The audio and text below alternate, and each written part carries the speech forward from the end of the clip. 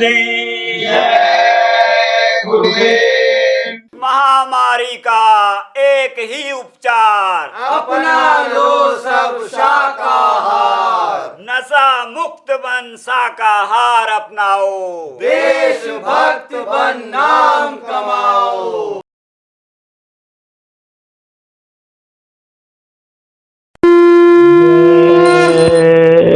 गुरुदेव। उद्धार की है शक्ति अपार, गुरुदेव तुम्हारे हाथों में, पतितों का भी होता सुधार, सरकार तुम्हारे हाथों में।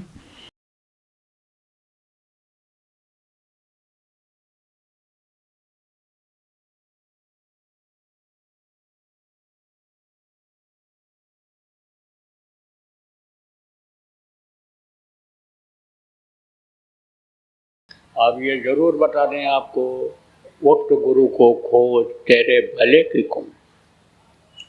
वक्त गुरु तो गुरु महाराज जो थे आपके प्रेमी, वो तो चले गए। अब दूसरे इस काम के मदद के लिए अन्य दूसरे जिसको अधिकार मिला है उसकी बातों को सुनना और अमल करना चाहिए। और जो नए लोग हैं उनको वक्त गुरु की खोज करनी चाहिए। वक्त का डॉक्टर, वक्त का मास्टर और वक्त के गुरु की ज़रूरत पड़ती है। आप लोग पढ़े लिखे लोग इसमें बैठे हो। अब आप ये कहो कि हमारे पिताजी को जिन मास्टर साहब ने पढ़ाया था, या हम यानी समझो जिस मास्टर साहब से पढ़े थे, हम अपने बच्चे को उन्हीं मास्टर साहब से पढ़ाएंगे तो मास्टर साहब खत्म हो गए। पढ़ लिख करके आप रिटायर हो गए, नौकरी करके, वो कहाँ से रहेंगे, ख़त्म हो गए। अब अपने बच्चे को अपने वहदे तक पहुँचाने के लिए कि पढ़ करके जिस नौकरी को हमने किया, इससे ऊंची नौकरी को पाने के लिए तो उस समय के मास्टर के पास बच्चे को ले जाना ही पड़ेगा। कोई कहे कि हमारे पिताजी का इलाज करके, दवा करके हमारे पिताजी के रोग को ठीक किया था, हम उन डॉक्टर साहब से, वैद्य जी से इलाज कराएंगे। अब तो वो रहे नहीं, मर गए, तो कैसे आप इलाज करा पाओगे अपना। इसलिए वक्त के डॉक्टर, वक्त के गुरु की ज़रूरत पड़ती है। आप ये समझो प्रेमी, वक्त के मास्टर की ज़रूरत पड़ती है। तो वक्त का गुरु कैसा होना चाहिए? शब्द भेदी गुरु होना चाहिए, क्योंकि शब्द से ही ये संसार बना है। अंड पिंड ब्रह्मांड देवी देवता सब शब्द से बने हैं। जब शब्द का खिंचाव हो जाता है तो ये सब चीज़ें खत्म हो जाती हैं। देवी और देवता भी ये सब चटाई की तरह से सिमट जाती हैं। तो वक्त के गुरु कौन थे? वक्त का नाम कौन था? कौन होता है? नाम तो वही चला रहा है आज ही नाम। कहा गया ना, कोटि नाम संसार में, ताते मुक्ति न होए, आदि नाम जो गुप्त जब बिरला समझे कोई। शुरू से जो नाम चला है और वही नाम जो चलता आ रहा है, आप ये समझो जब तक ये दुनिया संसार सृष्टि रहेगी वो नाम रहेगा। वो नाम है समझो कि यानी गुप्त नाम, उसको गुप्त जपना पड़ता है। आप ये समझो वो नाम यानी समझो कहाँ मिलता है, जहाँ पर गोस्वामी जी महाराज ने कहा कि कलयुग केवल नाम आधारा, सुमिर सुमिर नर उतरहि पारा। यानी कलयुग योग यज्ञ नहीं जाना, एक आधार नाम गुण गाना। यहाँ उन्होंने ये कहा, राम न सकहि नाम गुण गाई, कहलक करो में नाम बढ़ाई। नाम की महिमा का वर्णन राम भी नहीं कर पाए, कैसे किया जाए।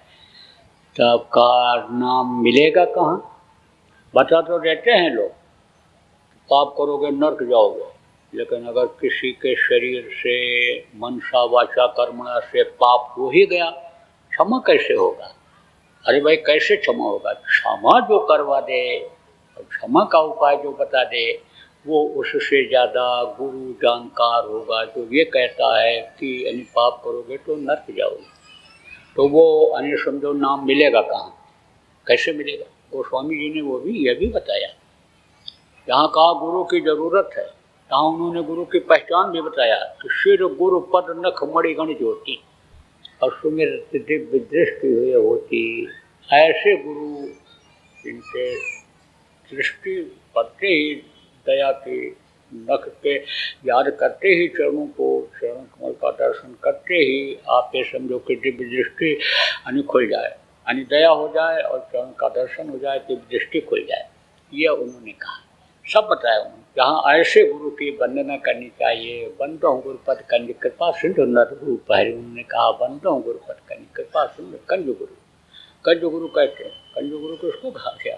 वो यानी समझो कि यानी बेहद का गुरु, और यानी समझो कि हद का गुरु और बेहद का शब्द भेदी गुरु को बेहद का गुरु कहा गया, जो हद और बेहद को बतावे। हद किसको कहते हैं? आप ये समझो हद में रहे सो मानवा और बेहद रहे सो साध, और हद और बेहद दोनों तजे हुआ कर मता आघात है। जो बेहद, बेहद जहाँ कोई हद ही नहीं है, जिसको अनामी कहा गया, जिसको अगम अपार कहा गया, आप ये समझो उसकी जानकारी जिसके अंदर हो वो गुरु हुआ करता है। तो मिलेगा कहाँ प्रेम? मिलेगा नाम रहा। कहा नाम कहाँ मिलेगा? नाम रहा संतन आधीना, संत बिना कोई नाम न चीना। बगैर संतों के नाम की पहचान नहीं हो सकती है। तो ये जिनकी तस्वीर लगी हुई है, ये गुरु महाराज ने तस्वीर लगी है इनकी, वो गुरु महाराज। आप ये समझो गुरु की तस्वीर क्यों लगाई जाती है? इसलिए कि गुरु का ध्यान करना होता है शुरू में, तो याद नहीं रह जाता है उनकी मूर्ति, उनका चेहरा याद नहीं रह जाता है, तो तस्वीर लगा दी जाती है।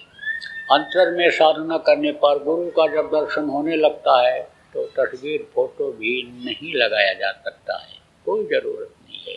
लेकिन नए लोगों के जानकारी के लिए कि ये इनके गुरु थे जो इस समय पर हमको बता रहे हैं, समझा रहे हैं, इसलिए लगा दिया जाता है। तो ये हमारे गुरु महाराज यानी समझो कि नाम बख्शीश ने दिए। नाम यानी समझो कि उन्होंने दान में लोगों को दिया। ऐसे गुरु इनकी तस्वीर लगी हुई है, इनके अधीन नाम हुआ करता है। वो कौन सा नाम? वो ध्वन्यात्मक नाम, जिससे मैंने बताया शब्द पर ही ये सब टिका हुआ है, शब्द से ही संसार बना हुआ है। वो शब्द वेदी नाम गुरु के अधीन हुआ करता है। तो वो नाम तो इन्होंने गुरु महाराज ने दिया। लेकिन यह भी है इस धरती पर जितने भी महापुरुष आए, सब लोगों ने एक वर्णात्मक नाम भी लोगों के विश्वास के लिए, लोगों के फायदा के लिए जगाया। जैसे त्रेता में राम नाम जगाया था राम ने, राम नाम में उन्होंने शक्ति भर दिया था। उदाहरण के तौर पर मैं आपको बताऊं कि राम नाम में उस समय कैसे शक्ति रही है। जब लंका जीतने के लिए जाने को हुआ तब बंदर और भालुओं से कहा पुल बनाओ। बोले महाराज पुल बनेगा कैसे? अरे बोले पत्थर को डालो नदी में। बंदर और भालुओं ने सोचा नदी में पत्थर सब डूब जाएगा, कितना पत्थर डालेंगे, ये तो समुद्र है, समुद्र में पत्थर कहाँ कितना डालेंगे, को और था रहता है। समुद्र की गहराई का तो माप ही नहीं लगा पाए आज तक लोग, इतना गहरा रहता है। तो बोले कैसे डालें? बोले राम राम लिख करके डालो। राम राम लिख करके डाला और सारे पत्थर तैरने लग गए। ओ हिम्मत बंदर और भालुओं की बढ़ गई। अरे हम तो उसके साथ हैं कि जो पत्थर पर बता दिया राम लिख दो और समझो तैरने लग गया, क्या नहीं हम कर सकते हैं। अरे अब तो हमको विश्वास हो गया कि जिनका नाम लेकर के, राम का नाम लेकर के और छलांग लगा करके समुद्र पार करके हनुमान गए थे, लंका जला के चले आए, अशोक वाटिका उजाड़ कर चले आए, एक एक बंदर के अंदर आप समझो भर दिया ताकत। रिद्धि सिद्धि काम धैर्य कल्प क्षणमा गरिमा महिमा, ये प्रेम शक्तियाँ होती हैं, ये सब आ जाती हैं, महापुरुषों के अधीन हो जाती हैं। भर दिया उनके अंदर। हनुमान के अंदर भी तो भरा था। हनुमान इच्छा करते ही छोटे बनकर उड़ गए थे। कब? पहाड़ उठाने के लिए, संजीवनी बूटी लाने के लिए। और जब उठाना हुआ तो गरिमा शक्ति को याद किया, वो शक्ति आ गई, भारी भरकम शरीर उठाए, हो गया, उस पहाड़ उठा लिया था। तो बंदर और बालुओं ने नाम डाला, लिख करके पत्थर सब के सब तैरने लगे। जब तैरने लगे पत्थर तो आपके समझो प्रेमियों हिम्मत बढ़ गई। तो राम नाम में शक्ति थी, लेकिन वो शक्ति उन्हीं तक रही। 12 कला वाले राम जब तक थे त्रेता में तब तक रही। जब कृष्ण 16 कला लेकर के धरती पर आए, ज़्यादा अत्याचार पापाचार बढ़ा था, उसको खत्म करना था उनको, सज्जनों की रक्षा उनको जब करनी थी, और वो आए तो उन्होंने कृष्ण नाम को जगाया। तो कृष्ण कृष्ण जिसने जहाँ पर पुकारा, कृष्ण वहाँ पर खड़े हुए मिले, द्रौपदी को उबारा, खरा को उबारा। एक चीज़ आपको और बता दें कि ये लोग जो थे, यानी समझो इनके अंदर काल और दयाल दोनों धार थी। इसीलिए कहा काल रूप तिनकर में भ्राता, शुभ और अशुभ कर्म फल दाता। यानी समझो शुभ और अशुभ दोनों कर्मों का फल देने वाले ये थे। लेकिन संत जो होते हैं वो काल का यानी काम नहीं करते हैं, वो तो दया ही करते हैं। यह जरूर है कि जब कोई परिवर्तन करने के लिए आता है तब वो अपनी दया को जीवों पर से खींचते हैं, उसकी प्रार्थना पर। जैसे सुपच यानी कौन थे? कृष्ण के गुरु थे। संदीपनी विद्या गुरु थे, ये लिखा पढ़ी वाली बात बताने वाले, उनको कला सिखाने वाले वो गुरु थे, और वो उनके आध्यात्मिक गुरु थे। तो उनसे कहा अब आप अपनी शक्ति को खींचो। शक्ति को जब खींचोगे तभी इनका दुष्टों का संहार होगा, वरना इनका संहार हो नहीं सकता है। राम ने भी 12 कला के अवतार थे, 2 कला मांगा था परशुराम जी से, तब उन्होंने रावण जैसे वीर का यानी खात्मा किया था।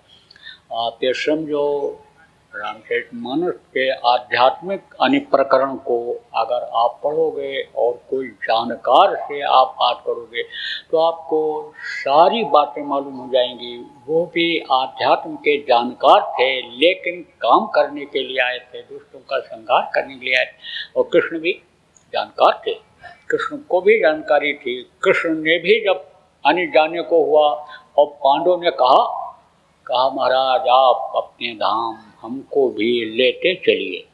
साफ साफ उन्होंने कहा, साफ लफ्जों में कहा, देखो औतारिक शक्तियों में जीवों को पार ले जाने की ताकत नहीं हुआ करती है।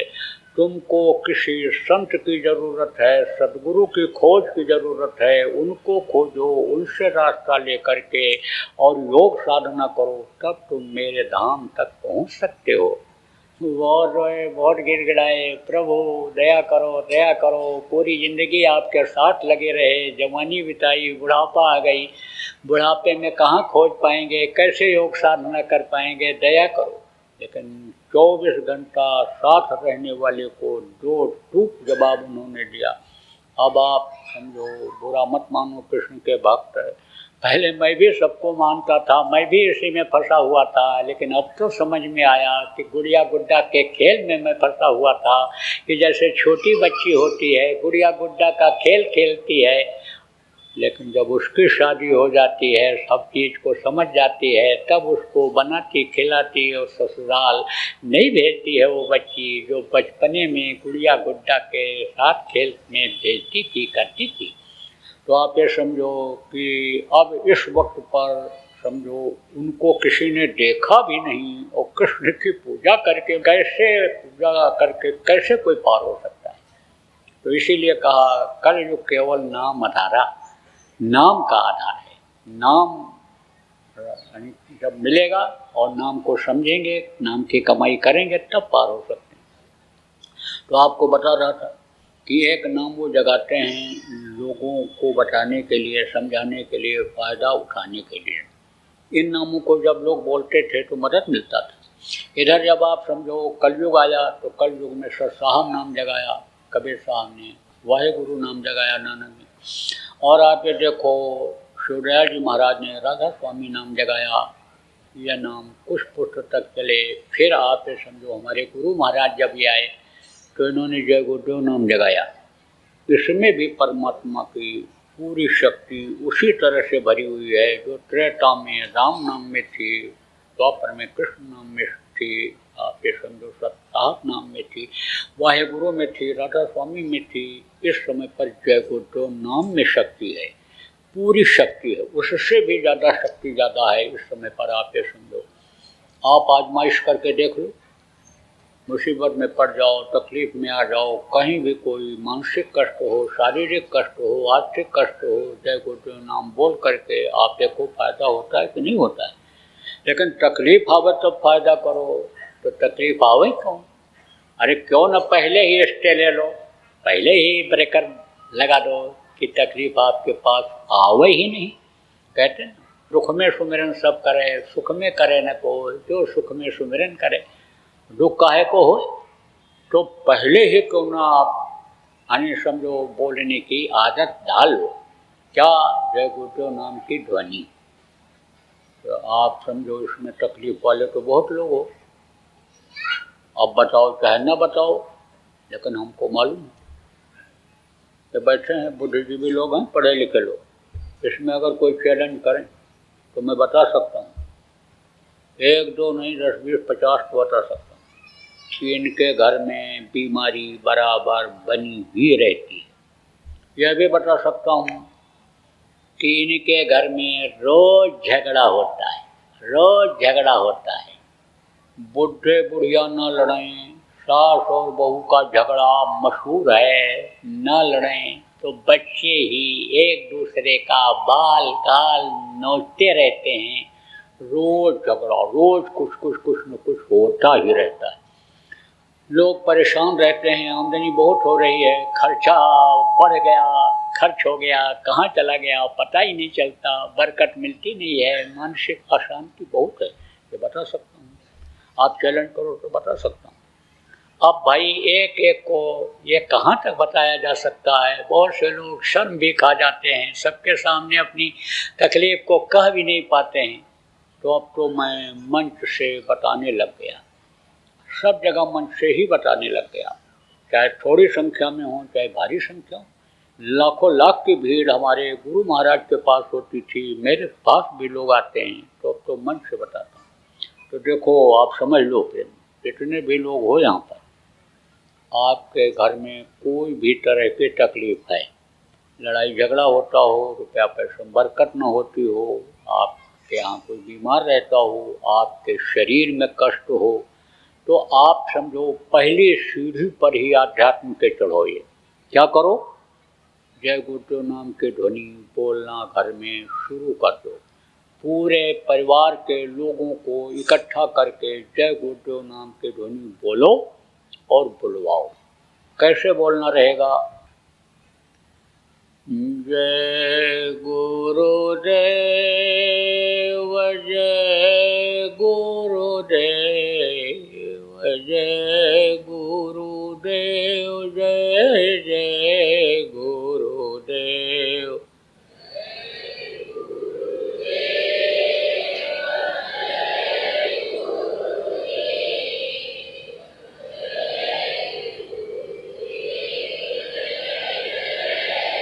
यह बिल्कुल पक्की बात है कि जो यहाँ नहीं बोल पाएगा घर पर नहीं बोलेगा, इसलिए यहाँ बोल करके आदत डाल। शुरू में बड़ा विरोध करेंगे घर वाले, लेकिन जब बोलने लग जाओगे तो आप ही हावी हो जाओगे और वो लोग भी यानी समझो कि बोलने लग जाएंगे। कोई कैसा भी हो, बुरा भी क्यों न हो, मांसाहारी हो, शराबी हो, सटोरिया हो, जुआरी हो, कैसा भी पापी ही क्यों न घर में निकल गया हो, न देख रेख में बच्चे बिगड़ गए हों, सबको बैठाओ, सबको बुलवाओ। तो ये जय गुरुदेव नाम अंदर में जगह बनाएगा। तो जब अंदर में जगह बनाएगा तो कोई गाली भी देगा, कोई नाराज भी होगा, लेकिन सुनते रहें, समझ जाना जय गुरुदेव नाम काम कर रहा है। कैसे ये भी बता दें, एक गिलास में आप दूध रख दो, दूसरे गिलास में पानी रख दो, तीसरे गिलास में खून रख दो और 1-1 रुपये का सिक्का तीनों में डालो। तो पानी वाले में से पानी निकलेगा, दूध वाले में से दूध निकलेगा, खून वाले में से खून निकलेगा। जो चीज़ उसमें होगी वही तो निकलेगा। तो जिसके अंदर पाप भरा हुआ है, जय गुरुदेव नाम जब बोलोगे अंदर जगह बनाएगा, वो स्थान बनाएगा, जय गुरुदेव नाम अपना असर जब करेगा तो क्या निकलेगा? तो श्लोक पढ़ेगा कि वह स्तुति करेगा, वो तो डांटेगा, फटकारेगा, गाली बकेगा ही घर का आदमी आपको कि तू कहाँ फंस गया बाबा लोग चक्कर में। बहुत से बाबा जेल चले गए, बहुत से बाबा देखो ऐसा हो गया वैसा हो गया, तू बाबा उस चक्कर में कहाँ पड़ गया? अरे खाओ पियो मस्त रहो दुनिया में, और है क्या मनुष्य शरीर का मतलब वो यही लगा रहा। कहते ना बड़े भाग मानुष तन पावा सुर दुर्लभ सज्जन का, कहते मनुष्य भाग्य से शरीर मिला है, खूब खाओ पियो, मुर्गा डालो, बकरा डालो, भैंसा डाल लो, गाय भैंस भी डाल लो, इसके अंदर सब हजम हो जाएगा, कुछ नहीं। उसका निशाना तो यही बन गया। लेकिन जब लगे रहोगे, आपका रिश्ता है, संबंध है, एक दूसरे के दुख सुख में भागीदार हो, कोई कमा के लाता है, कोई बना के खिलाता है, तो जब जुड़े हुए हो तब आप दुख सुख में जब शामिल हो तो दुख आवे क्यों? वो दुखी होंगे तो आपको भी दुखी होना पड़ेगा। बच्चा बीमार हो गया, सवारी नहीं मिलती है तो कंधे पर लाद करके नहीं ले जाते हो अस्पताल, रात को 12 बजे 1 बजे भीगते हुए ठंडी के महीने में ले जाते हो कि नहीं ले जाते हो? तो तकलीफ़ों से बचाने के लिए, आने वाले ख़राब समय से बचाने के लिए अगर जय गुरुदेव नाम बोलने की आदत डाल दो और जय गुरुदेव नाम वो बोलने लगें तो आप कोटि कोटि मुनि जतन कराही, अंत नाम मुखावत नहीं। आखिरी वक्त पर नाम जल्दी आता नहीं, लेकिन जब रट जाता है तो आपने सुना होगा नारायण नारायण नारायण। अपने लड़के को पुकार रहा था जब मार पड़ रही थी पापी के ऊपर, तो नारायण नाम मुझसे निकला तो नारायण खड़े हो गए थे। नारायण नाम में उस समय शक्ति थी। ऐसे ही जय गुरुदेव नाम को आप याद कर लो और जय गुरुदेव नाम को आप लोगों को, परिवार वालों को बुलवाओ। रोज सुबह शाम 1 घंटा बुलवाना शुरू कर दो। कैसे बोलना है आप बोल करके देखो। यहाँ पर जय गुरुदेव जय गुरुदेव जय गुरुदेव जय जय गुरुदेव।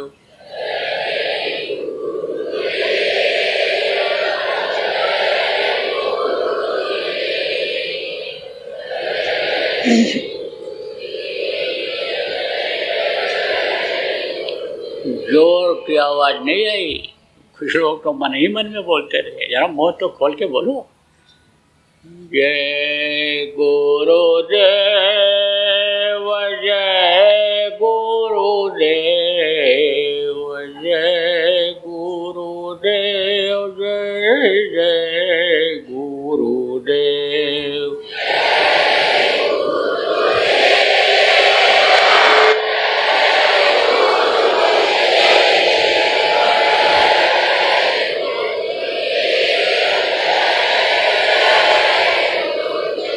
इसी तरह से जय गुरुदेव नाम की ध्वनि बोलना, बुलवाना। और आपसे जो लोग जुड़े हुए हैं, जैसे रिश्तेदार हैं, दोस्त हैं, या जिनके यहाँ आपका सामान का लेना देना है, दुकान का, जो दफ्तर में आपके काम करते हैं, उनको भी बताओ। अच्छी बात देखो लोग बताते हैं, जैसे कहीं सेल लगी है, अब कोई औरत गई साड़ी खरीद करके ले आई तो पड़ोसियों को बताती है, टेलीफोन करती है रिश्तेदारों को, अरे मायके वालों को, भाभी चली जाओ दीदी ले आओ, बहुत सस्ती मिल रही, 800 रुपये की साड़ी 500 में मिल रही है। करते नहीं करते, अच्छी बात को, फायदे वाली बात को अपने नज़दीक के लोगों को बताते हो। इसी तरह से आने वाले खराब समय से बचने के लिए या तकलीफ़ों को दूर करने वाली बात, ये जो जय गुरुदेव नाम की ध्वनि है, इसको बताने में आपको संकोच नहीं करना है, सबको बताना। तो ये तो रहा वर्णात्मक नाम। अब दूसरा है ध्वन्यात्मक नाम। ध्वन्यात्मक नाम किसको कहते हैं? ध्वन्यात्मक नाम जो आवाज़ से उतरा है। आवाज़ एक ही है, लेकिन जगह जगह ये रुक रुक करके आई तो ये आवाज़ अलग अलग सुनाई पड़ने लगी, तो अलग अलग हो गए वो नाम। यूट्यूब पर बहुत सत्संग पड़े हैं, जब आप देखोगे सुनोगे तो आपके समझ में बहुत सा बहुत बातें आ जाएंगी। हमारे आश्रम जगह जगह बने हुए हैं, आश्रमों पर बड़े बड़े कार्यक्रम होते हैं, 2-2, 3-3 दिन तक चलता है, 4 दिन तक सत्संग चल जाता है। उसमें बहुत सारी बातें बता दी जाती हैं। आपको समय मिलेगा जब आप आओगे तो आपको अपने कानों से आमने सामने सुनाई पड़ जाएगा। अब इसके लिए न तो आपको घर छोड़ना है, न ज़मीन जायदाद छोड़नी है, न आपको बाल बच्चों को छोड़ना है, न आपको खेती गृहस्थी नौकरी व्यापार जो करते हो इसको छोड़ना है। ये ज़रूर है कि मेहनत और ईमानदारी से जब करोगे तो बरकत मिलेगी, नहीं तो हाय हत्या लगी रहेगी। ये ज़रूर कहता हूँ। आप समझो कि आपको न अपना जाति छोड़ना है, न धर्म छोड़ना है। आप जहाँ भोजन खाते हो, जिस समाज में रहते हो, उसी के साथ खाना, लेकिन शाकाहारी भोजन, साग सब्जी वाला भोजन खाना। मांस किसी भी पशु पक्षी का, अंडा हो तो उसको मत खाना। आप जहाँ अपने लड़की लड़के का शादी ब्याह करते हो, वहीं पर लड़का लड़के का शादी ब्याह करना। ये ज़रूर कहता हूँ कि लड़के लड़कियाँ जब पढ़ लिख लें, बड़े हो जाएं, तब देख करके आप अपने हिसाब से उनका शादी ब्याह कर दो। उनको न खोजना पड़े अपनी उम्र के हिसाब से, नहीं तो उनकी जो खोज होती है, उनकी जो सोच होती है, वो कहाँ चली जाती है? धन दौलत पर, पढ़ाई लिखाई पर, सुंदरता पर, और उनका स्वभाव नहीं मिलता है, रहन सहन फिर घर का नहीं मिल पाता है, तो 2 महीना भी नहीं बीतता है और तलाक के मुकदमे चालू हो जाते हैं। और अगर कहीं दहेज का मुकदमा लग गया तो एक बार जेल की रोटी तो खानी ही खानी पड़ती है। हालांकि सज़ा नहीं होता है इसमें, लेकिन एक बार जेल जाना ही पड़ता है। ऐसी नौबत क्यों आवे? देखो, आपको बता दूं, बहुत से विद्यार्थी बेकार घूम रहे हैं। हम लोगों से भी कहते हैं कोई काम नहीं मिल रहा है, पढ़ाई लिखाई क्या बेकार है। अरे कुछ भी तो कर लो, अच्छा मिलेगा तो उसमें चले जाना, बेकार क्यों घूम रहे हो? बहुत ऊंची सोच क्यों सोच रहे हो? एक आदमी ने कहा 16 बार कंपटीशन में बैठा, नहीं हो पाया। तो ऐसे कंपटीशन में क्यों बैठते हो? कहते हैं IAS की कोचिंग कर लें, IAS की कोचिंग कर लें। पूछो कितना परसेंट मार्क्स है? कहते हैं 54%, 58%, 60%। अब आप सोचो 98%, 96% वालों को तो IAS में आने के लिए पसीना बहाना पड़ता है, मेहनत करनी पड़ती है, तब वो कलेक्टर कमिश्नर बन पाते हैं। और तुम 58% में कैसे कलेक्टर कमिश्नर बन पाओगे? अरे तो जो नौकरी मिल जाए वही कर लो, बाबूगिरी कर लो, कोई भी काम कर लो, कम से कम नहीं वो भी उम्र ख़त्म हो जाएगी तो नहीं कर पाओगे। तो भाई बेकार मत बैठो। और आप लोगों के जो बच्चे हैं उनको भी आप ऊंची सोच से अलग करके कोई काम करवा दो। और जब काम करने लग जाएं, नौकरी करने लग जाएं, पढ़ाई उसमें भी करते रहें, और फिर जब उनका समझ लो कि लग जाएगा हिसाब, भजन करने लगेंगे, भजन में भी मन लगाना पड़ता है, पढ़ाई में भी मन लगाना पड़ता है। जब भजन में मन लगने लग जाएगा तो पढ़ाई में भी मन लग जाएगा और कंपटीशन में आ जाएंगे। कितने सत्संगियों के बच्चे समझो IAS में आ गए, PCS में आ गए, IPS में आ गए, अच्छे अच्छे पदों पर कंपटीशन में आ गए। तो ऐसे समझो कि कोई यह भी नहीं है कि नहीं आएंगे, मेहनत करेंगे आ जाएंगे। साथ वैसा मिलेगा, बुद्धि वैसी हो जाएगी, वैसा सहयोग हो जाएगा तो आ भी सकते हैं। लेकिन इंतज़ार में और कोचिंग में ही समय बर्बाद मत कराओ अपने बच्चों का। ये ज़रूर कहता हूँ, पूछते हो हमसे घर बना लें, बना लो। ये ज़रूर पूछते हो आपकी ज़मीन खरीद लें, खरीद लो। लेकिन झगड़े की ज़मीन मत खरीदो, झगड़े का मकान मत खरीदना। आप ये समझो पुराना मकान मत खरीदो, खरीदना ही है तो नया मकान खरीदो। बिजनेस व्यापार जो भी करना है सीख करके तब करो। और पार्टनरशिप जिसको कहते हो, साझे का धंधा मत करो, अकेले ही करो। क्योंकि झगड़ा होता है, निभता नहीं है। वही दोस्त पैसा लगवा देगा और वही फिर दुश्मन बन जाएगा, पैसा भी जाएगा और जान का भी खतरा पैदा हो जाता है। इसलिए साझे की सुई कहते हैं गाड़ी पर चलती है, तो साझे का काम मत करो, साझे का धंधा मत करो, ये जरूर कहते हैं। देखो हमारे यहाँ कोई भेदभाव नहीं, हमारे यहाँ तो मानव है, मानवता है, क्योंकि भगवान ने तो इंसान बनाया और सबकी हड्डी एक जैसी है, सबका यानी समझो खून एक जैसा है लाल, सबके आँख कान टट्टी पेशाब का रास्ता है, तो जीवात्मा सबकी एक ही जैसी है। तो जो जीवात्माओं को जानता समझता है सबसे प्रेम करता है। तो हमारे यहाँ कोई जात पात, भाई भतीजावाद, कौमवाद, एरियावाद, भाषावाद, देशवाद, प्रांतवाद ये सब कुछ नहीं।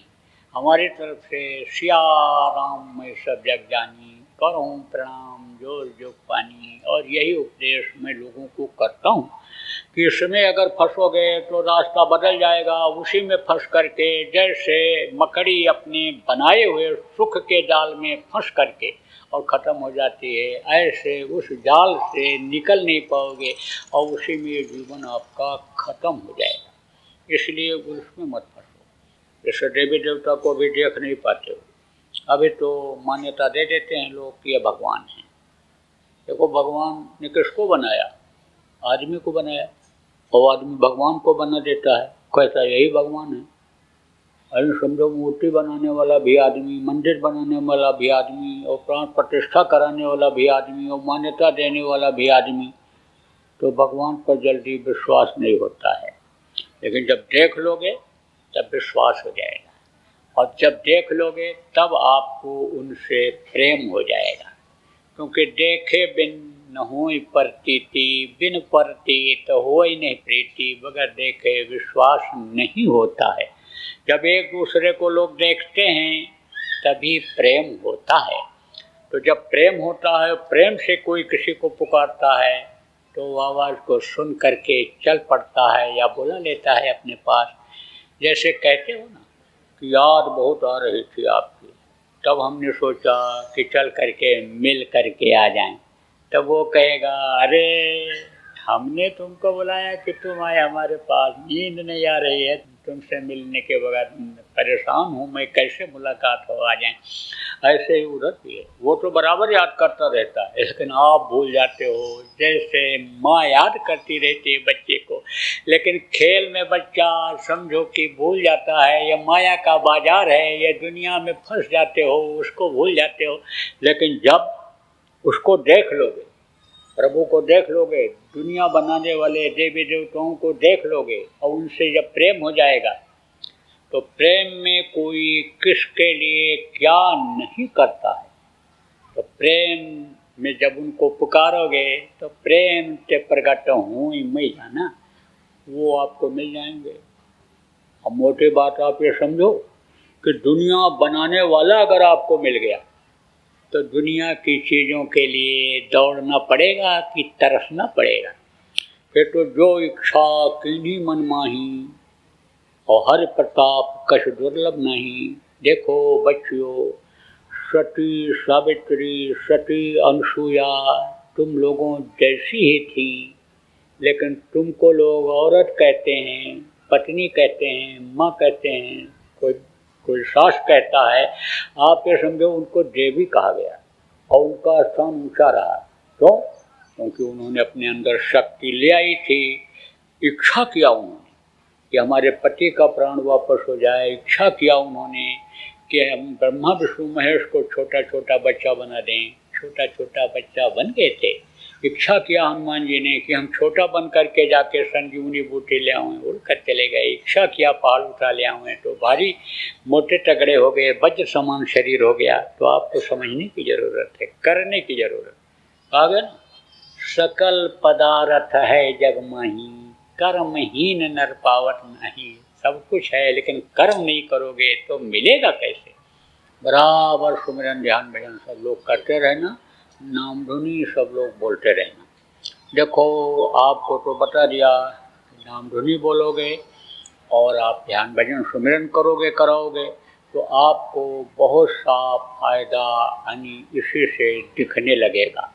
तो बोलो जय गुरुदेव।